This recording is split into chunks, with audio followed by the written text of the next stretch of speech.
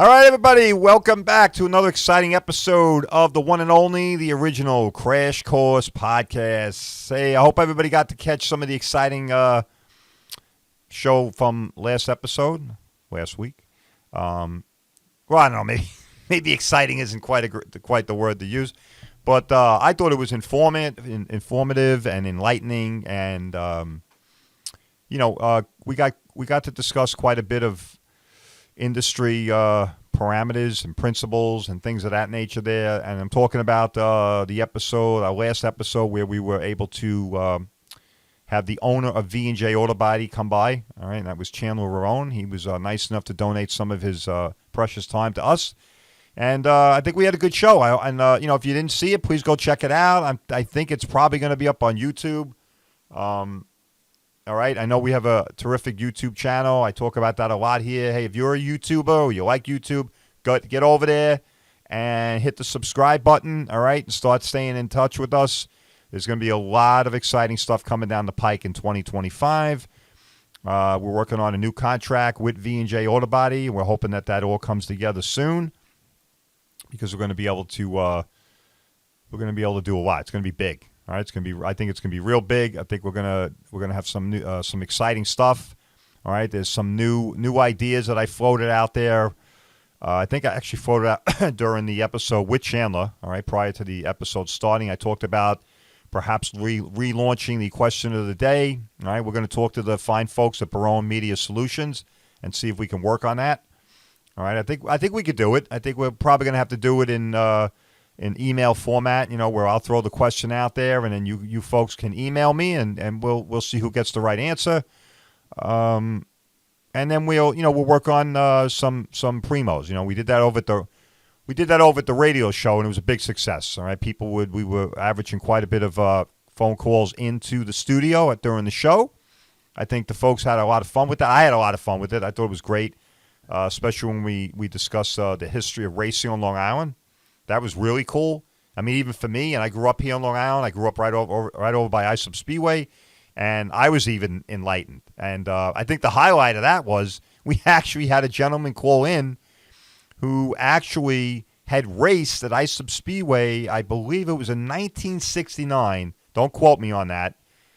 We were talking about famous race car drivers, and I believe that he had said that either Al Unser was there, and or also who's the other famous guy that used to wear the cowboy? I think he's still with us, the cowboy hat. Oh God, it escapes me. All right, well, we'll come back around to that.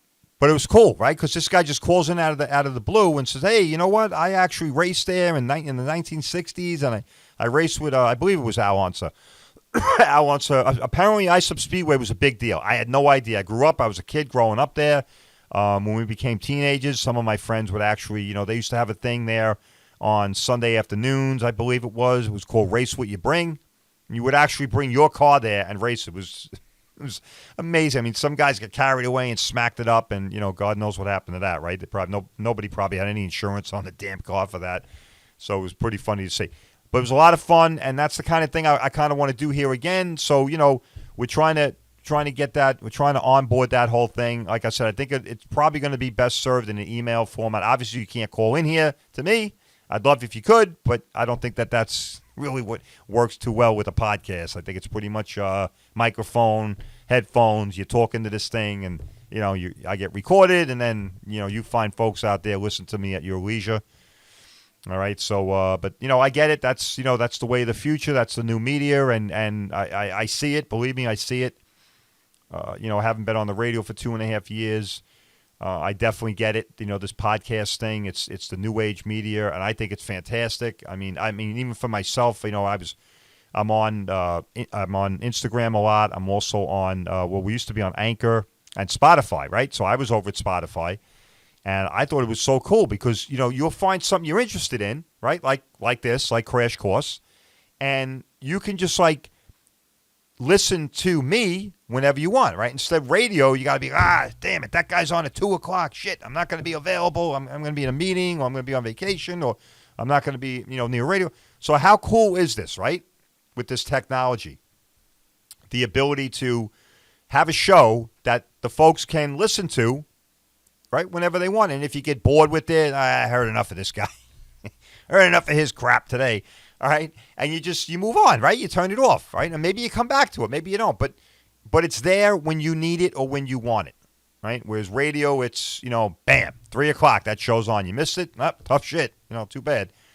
So this is really cool. I really like this. And then again, we're able to take this and go in so many directions, right? We have an amazing YouTube channel thanks to the fine folks over here at Barone Media Solutions.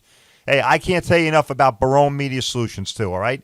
If you're out there and you're in the stratosphere, the business sphere, and you're saying to yourself, scratching your head, especially if you're a small business guy and you're scratching your head and you're like, how the hell can I get a little more traction? How can I get some visibility? I don't have a lot of money. I don't have a big budget.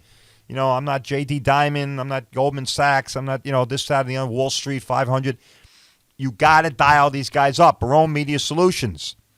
All right? They are the powerhouse behind the show. I can't say enough good things about them. Anthony is phenomenal.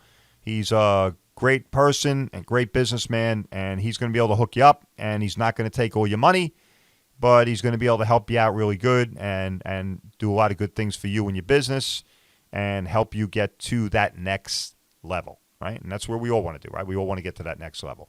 And Barone Media Solutions can do that without fleecing you, all right? Let's face it, folks.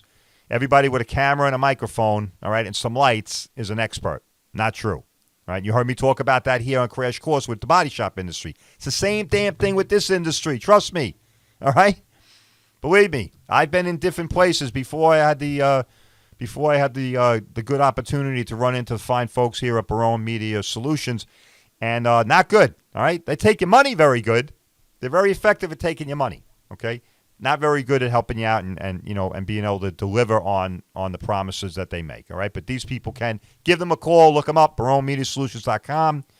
All right? They're going to be able to put you on the map and give you some real visibility out there without breaking the bank, right? And let's face it, at the end of the day, that's what we're all looking for, right? Fair shake. And then down the road, when you become a success and you're making millions and you become a Fortune 500 or a Fortune 200 operation, well, then you can turn around. You can give Barone Media a lot more money, all right? And they can do a lot more for you. All right, but I digress. So Crash Course, here we are, right? I just told you we had that exciting that episode, just last episode with the meeting with Chandler Ravone. That was terrific. I liked it. I thought the format was good. I hope you folks checked it out. If you didn't, please go check it out. Go to YouTube. Again, if you like YouTube, terrific. I love YouTube. I'm a musician, use it all the time. I'm a drummer. You heard me say this, blah, blah, blah. Too bad. I love talking about that. Music's a passion of mine. I play the drums. I'm in a great band, great bunch of guys. But I couldn't do it without YouTube. I'll be honest with you. I just couldn't do it. All right, I'm 62. Been playing the drums most of my life. But, let's face it. It's just amazing to be able to plug in a song and the band and put drum cover. Bam. You get 100 different hits, right? I'm able to go in there. I can even get the sheet music to some of these things, and it helps me figure stuff out.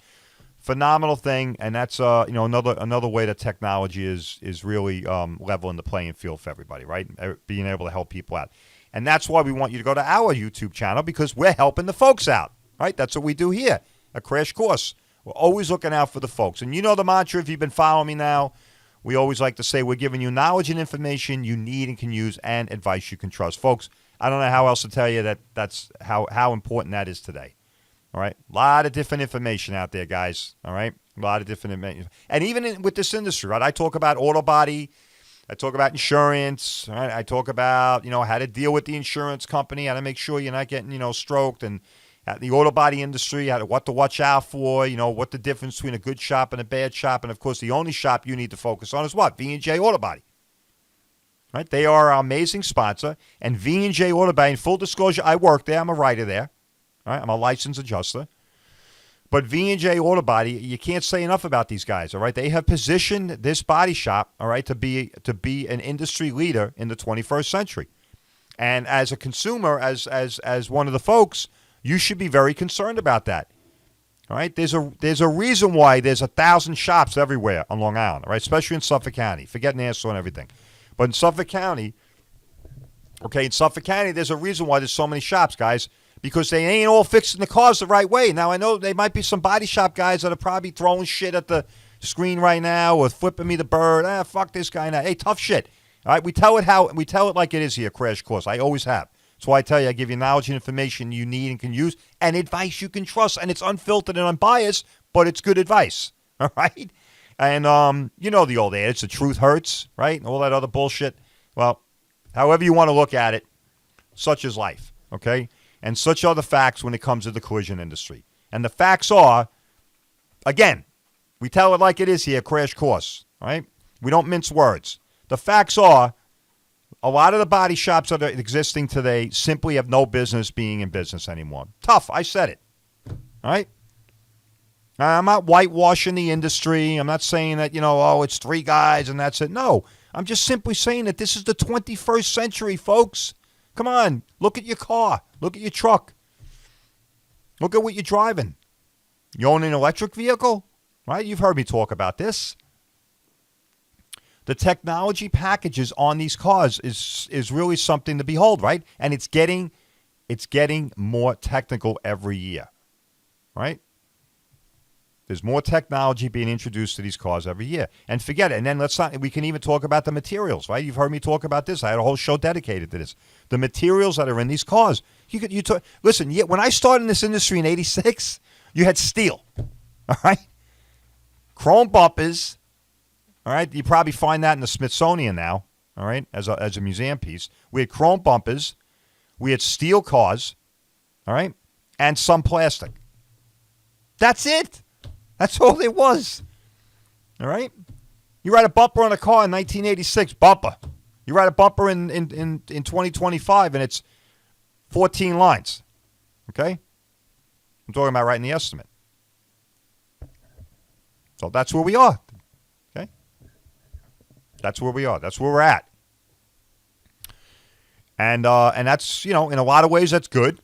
Right? Cars are phenomenal. The materials are phenomenal. I mean, they're more comfortable. Of course, they're 1,000 times more safe than they were back then.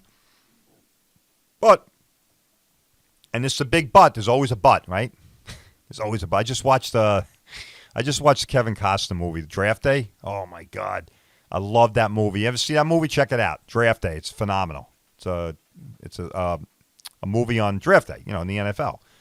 And the way he handles things, it's just, I'm sure that goes on in the NFL. Obviously, it was all dramatized for the movie, but I'm sure some of that actually happens.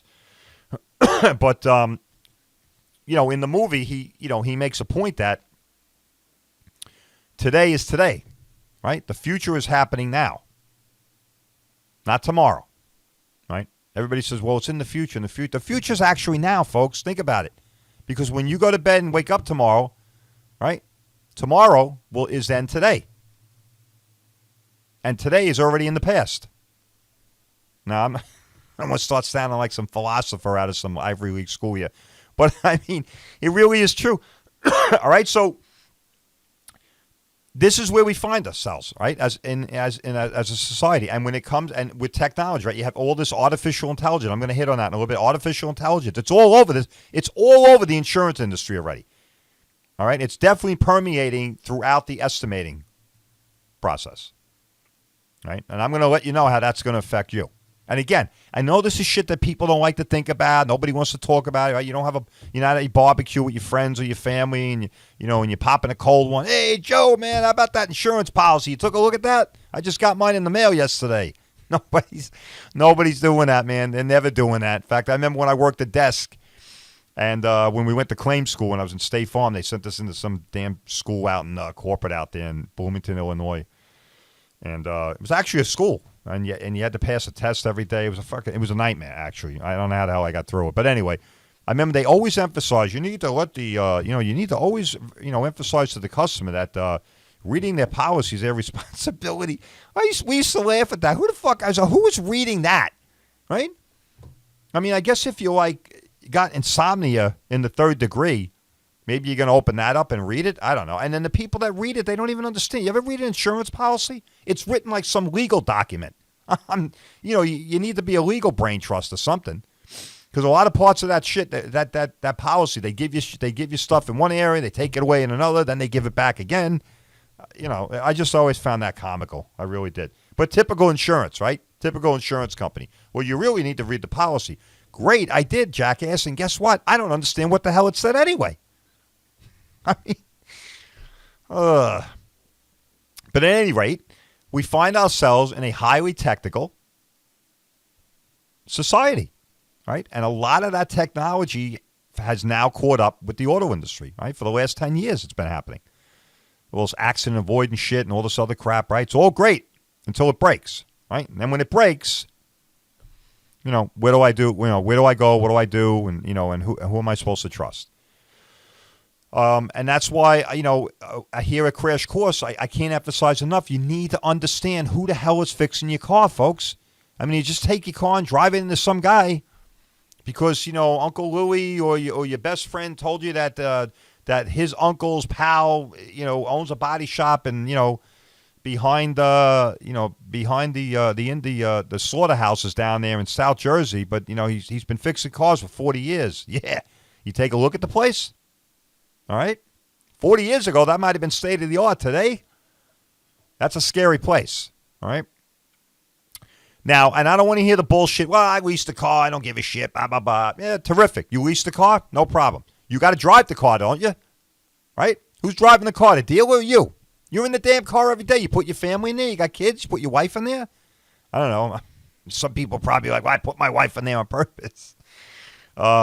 Seriously, though, right? The leasing thing, that's bullshit. That don't hold any water here. You lease the car, terrific. I get it. You're renting somebody else's property. I think you're brain dead to do that anyway. I think you just put money into shit that, I never understand the leasing thing. Hey, you give me $3,000 down, and then I'm going to pay $400 a month and give the car back to you at the end of the thing.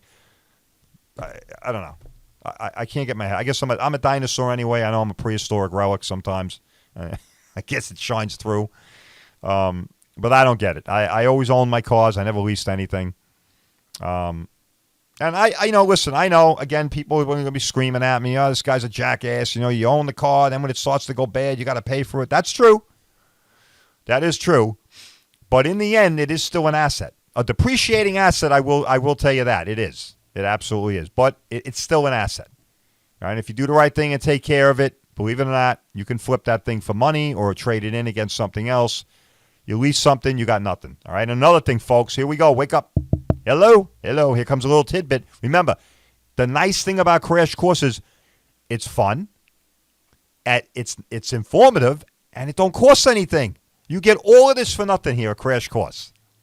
It's just phenomenal. We just continually outdo ourselves all the time. Listen up. All right? When you hear that, hello. That means something good's coming. I can't emphasize enough how many people in my illustrious insurance career, when their cars were involved in a total and they leased, and they would tell me, well, I put $5,000 down. Or I put aftermarket shit on the car. And?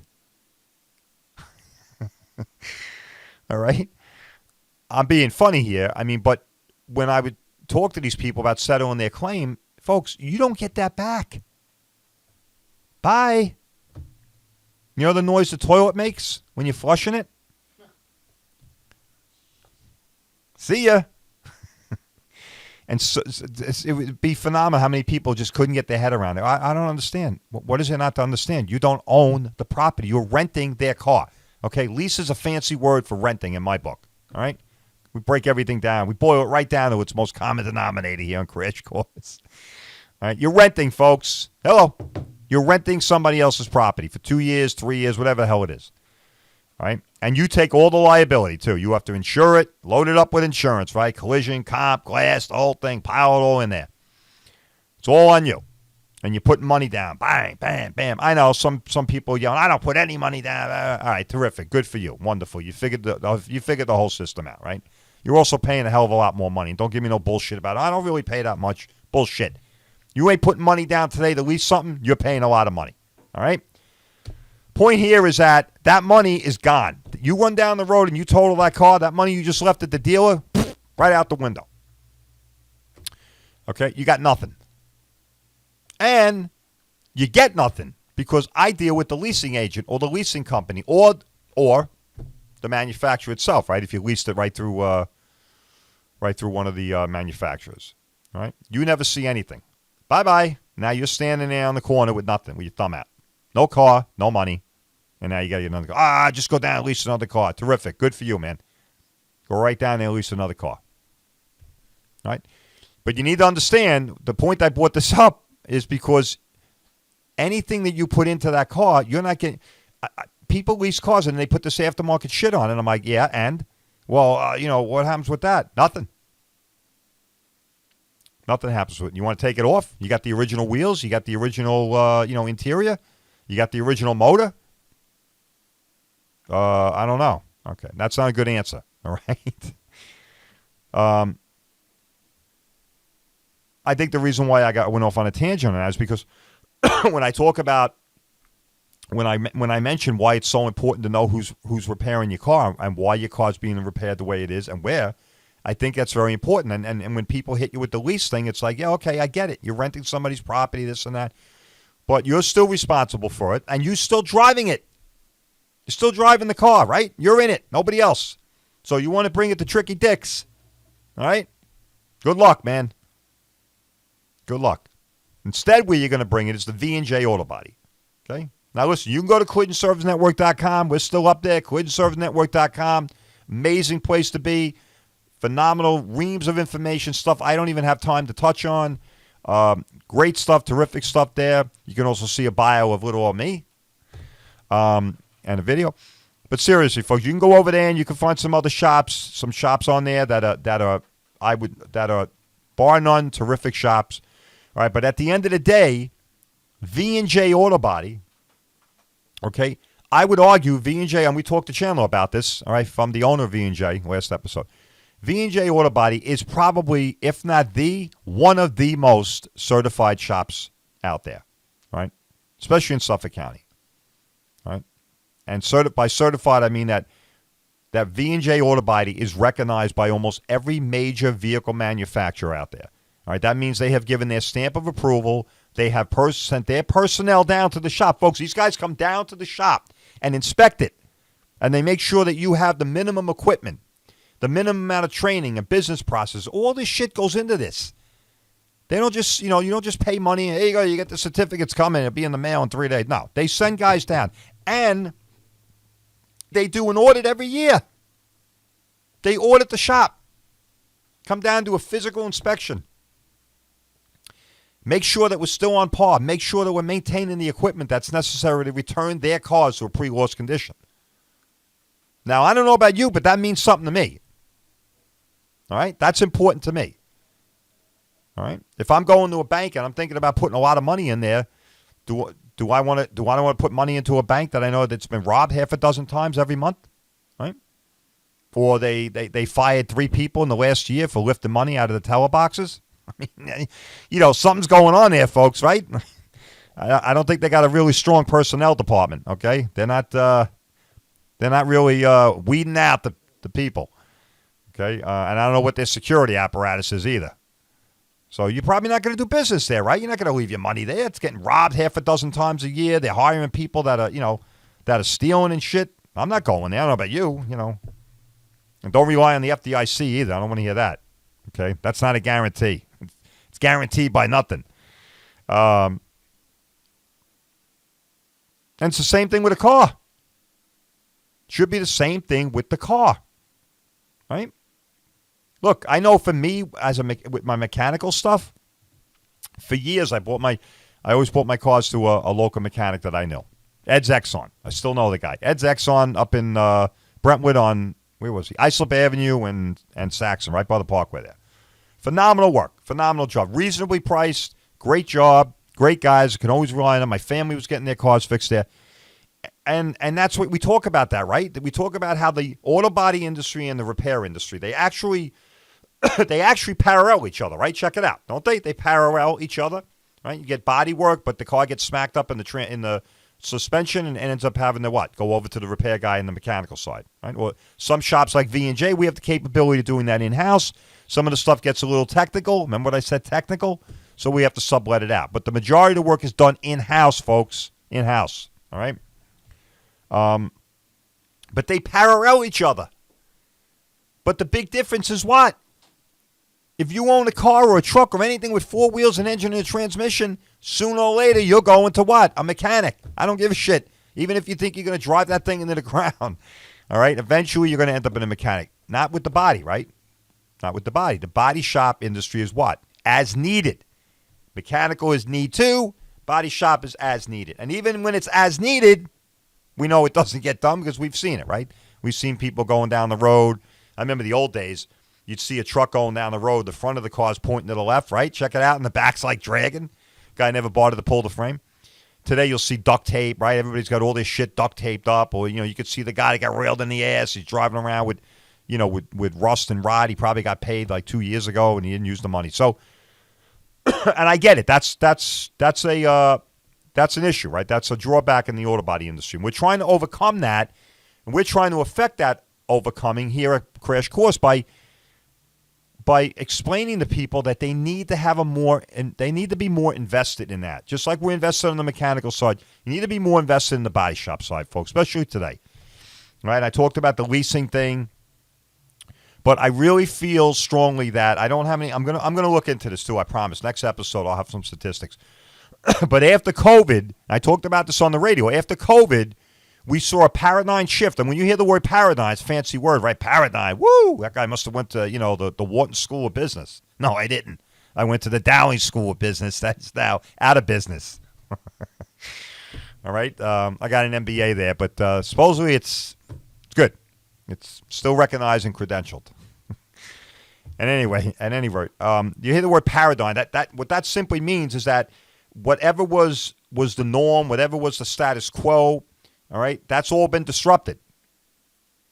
All right, and for whatever reason, depending on what you're talking about, industry or processes or, products. In the case of the auto body industry, in the case of the car industry, it was COVID, right? COVID caused a paradigm shift. People left leasing. I don't think anything was getting leased. You couldn't pay somebody to lease something. Everybody was buying. The used car industry, come on, the used car industry blew up, right? Used car prices went through the roof.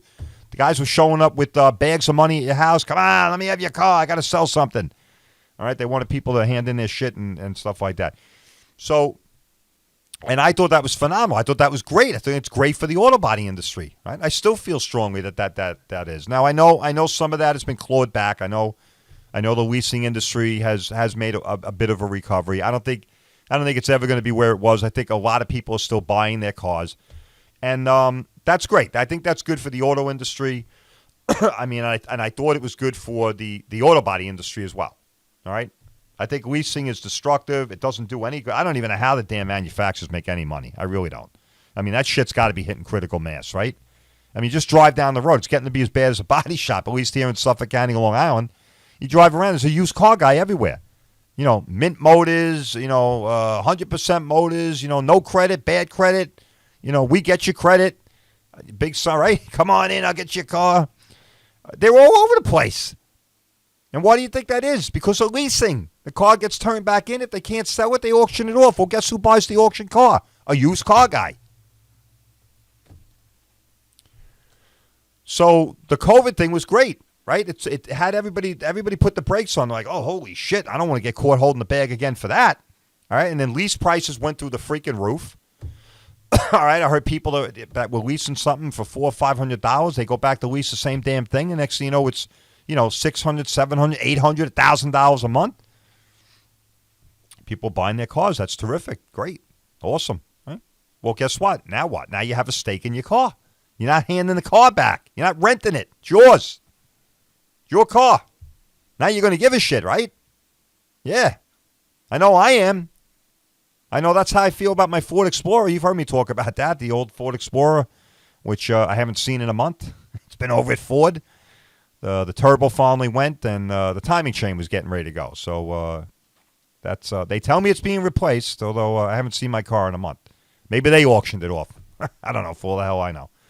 All I know is I'm driving their loaner car. So, at any rate, talking about the body shop industry and owning a car, okay?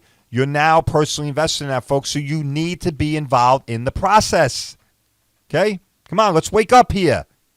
Let's make 2025 the year that we all turn around and say, hey, you know what? That guy on Crash Course, he's right. I shouldn't just be driving my car to any freaking frack place. And you definitely should never, ever, ever be listening to the insurance company. All right? We're going to wrap up this episode in a little bit here, but I want people to, before we end it, I want you to take this away. You own your car. You want to make sure that you understand how it's being repaired, why it's being repaired that way, and who's fixing the damn car. All right? And I don't want to hear about the deductible thing. All right? We're going to talk about that in another episode. I get it. Deductible thing is a problem, right? For all of us, right? Your agent, your broker, yeah, don't worry about it. You got an accident, the shop's going to take care of it. Yeah, right. They set up a deductible fund every year, right? No. All right, but come on. You own the car. You're invested in the car. Let's get with the program here, man. All right, you want to be at a shop like V&J Auto Body, because V&J Auto Body, not only do they have the trained technicians, all right, state-of-the-art equipment, state-of-the-art facilities. I mean, don't take my word for it. Go to YouTube, see some of our videos. We've done some amazing videos there highlighting V&J Auto Body. All right, the 2 production facilities, phenomenal. State-of-the-art stuff. Stuff you see in these trade magazines. All right? And that's where you want to be. That's where you want to have your car fixed, folks. Come on, it's an asset. If you own it, it's an asset, and you should be taking care of that asset. All right? And you should demand that car be returned to you in a pre-loss condition. And I don't want any of these other body shops, chiming in, these small guys. It's bullshit. I can return it to pre-loss. Yeah, terrific. No problem. Until you find out it's a restricted part, you can't get the part. Whoops. Whoopsie. Or you can't get the car to run again. All right? Whoops. Because you don't have the right software.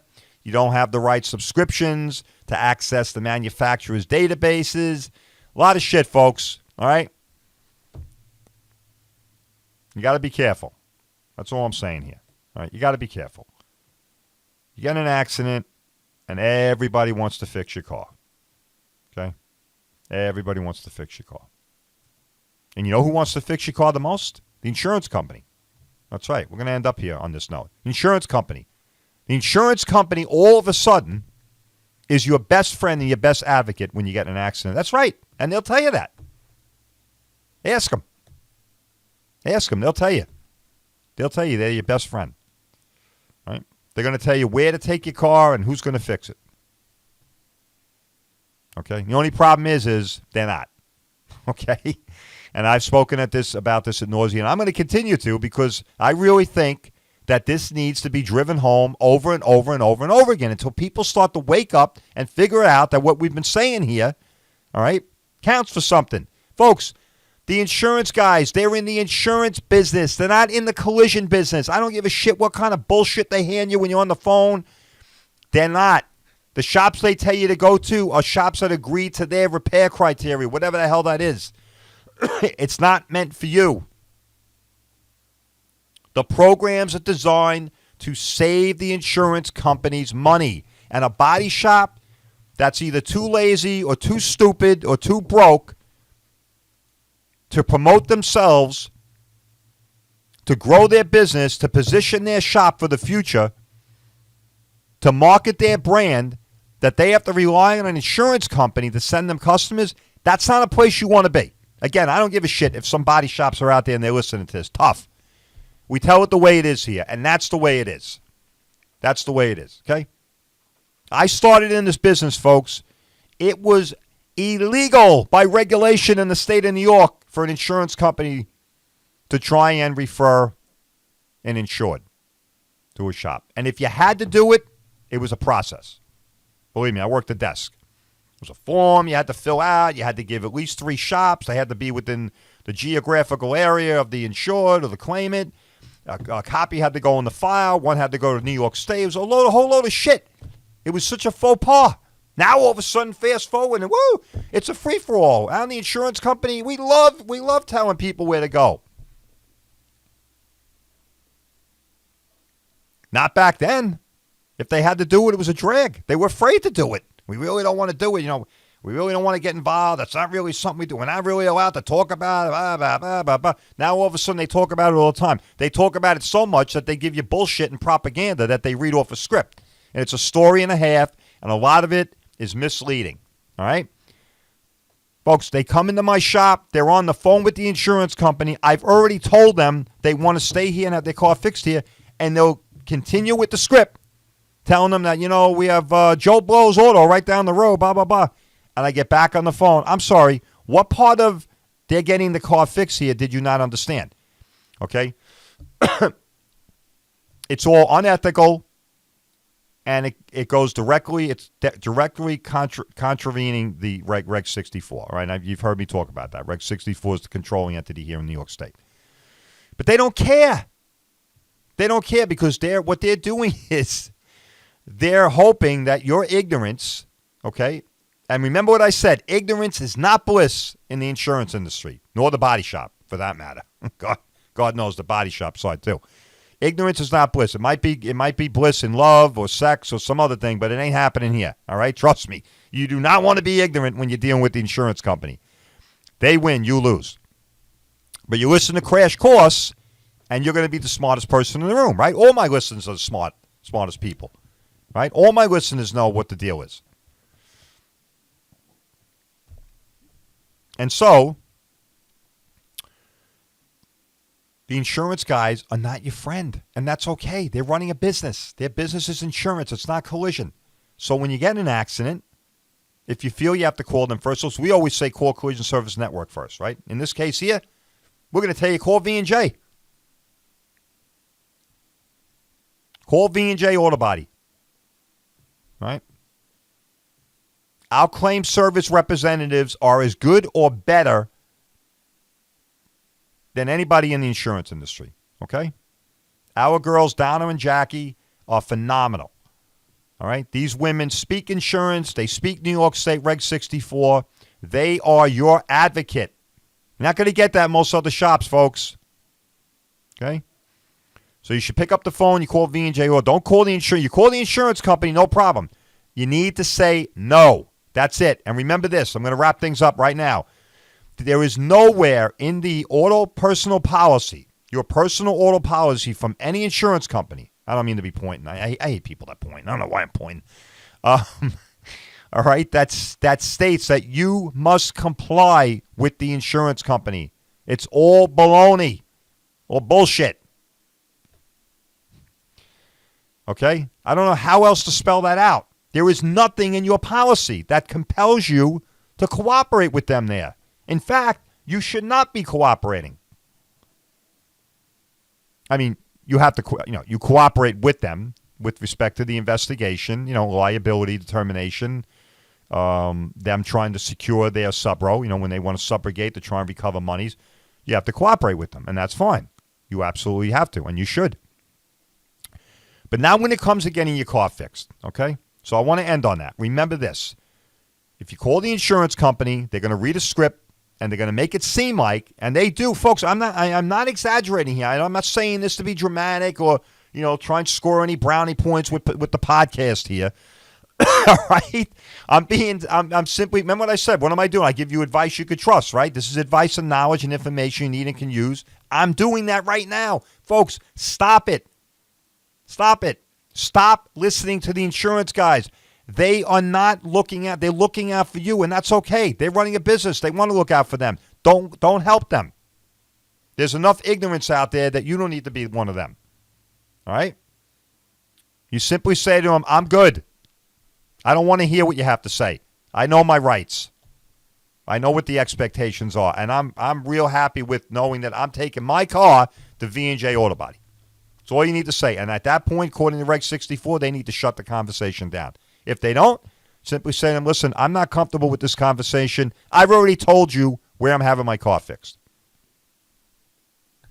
And that's all you need to do. It's really that simple. Okay? But understand, it's very important. This is the takeaway today. Understand that there is nothing in the policy. People are intimidated with insurance companies. I get it. But it's really overblown, folks. Really overblown. Okay? There's nothing in there that says that you need to comply with this. Nothing. In fact, Section 206 in the reg states that you have a right to take your car wherever the hell you want to take it. And it's also a section that states you have to make the car available to the insurance company at a place and time reasonably convenient to you, not them. Wow. Crash course. This is phenomenal. Right? Folks, you got, come on. I mean, the amount of information and knowledge that we dispense here, and it's all free. We don't charge anything. You don't get a bill. It's all free. And I like to think we have some fun here, right? I like to put a little levity in there. We're going to have more levity next time. And we're going to definitely get to that question of the day, which is going to be a blast. Like I said, we did it on the radio. We had a real great time. I'm sure we're going to have a good time out there on the podcast. Folks, I really appreciate you following me. I really appreciate you hanging in there and digging the show.